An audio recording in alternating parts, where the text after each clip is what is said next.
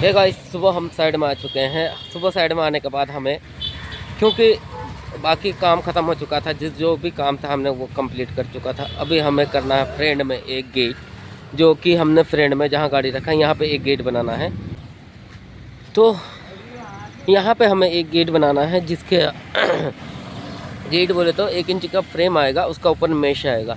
जो भी एक सिंपल सा गेट है, कोई इतना डिज़ाइन नहीं है। दोनों साइड में 3 इंच का पोस्ट है, जो हमने कल पोस्ट में वॉशर मार के उसका नीचे कम भी मारा था, वही वाला पोस्ट है दोनों साइड में। और यहाँ पे एक 14 फीट का डोर है, वो 7 फीट का आएगा। 14 फीट लंबा एक डोर है, ठीक है। तो सुबह हम लोग चलते हैं गोडाउन के अंदर, क्योंकि हमारा डोर कंप्लीट हो चुका था। तो इसको बस हल्का सा पैर लगाने के बाद ये खुद ही व खुद चला जाएगा। ज़्यादा ताकत का ज़रूरत नहीं है, ठीक है। तो पोस्ट वगैरह हम कल ही रेडी कर चुके थे। ये वाला ये 10 फीट हाइट है, और इसको कंक्रीट में जाने के लिए भी बना दिया था, और ऊपर से पानी नहीं घुसने का उसके लिए भी हमने उसको वॉशर लगा चुका था, ठीक है। तो अभी हमें बनाना है डोर। तो ये जो है ना, इसी का गेट बना के हम फिटिंग करेंगे। उसमें करीब 7 फीट हाइट कर देंगे, जो भी कोई घुस नहीं सकेगा ऊपर से। और चौड़ा देखते हैं क्या कर सकते हैं, क्योंकि 14 फीट लंबा है ना, चौड़ा है ना, हाइट 7 फीट है। तो यही पूरा जो भी सामान है इसी से बनाना है अभी हमें गेट।